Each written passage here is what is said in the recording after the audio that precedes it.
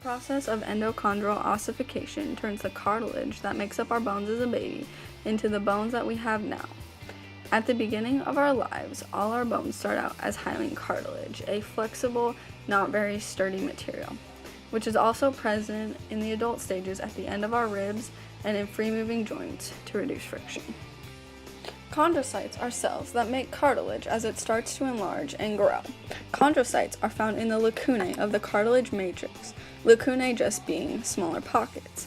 As you can see, they start to grow in the middle of the shaft. These chondrocytes then die, leaving these cavities in the cartilage to form bone. The chondrocytes keep growing and dying in the shaft of the bone.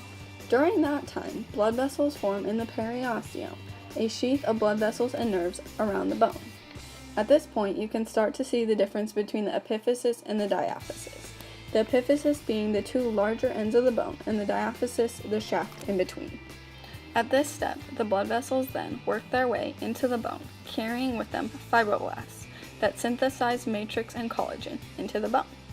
At the primary ossification center, which is the first place bone begins to form, fibroblasts become osteoblasts, bone-building cells, and start creating the spongy bone, more flexible bone with holes in it as it spreads through the bone.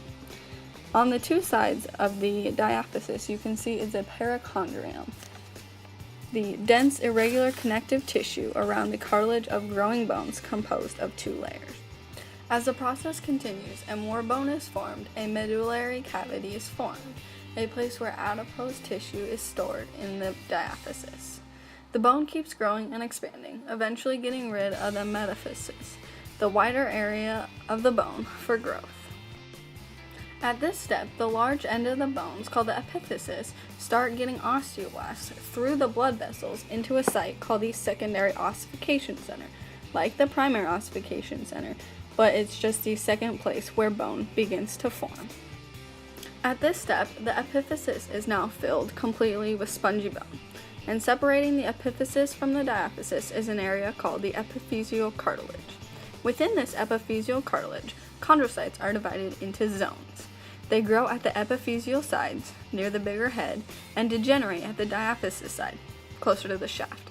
Osteoblasts move up from the diaphysis, replacing cartilage with new bone.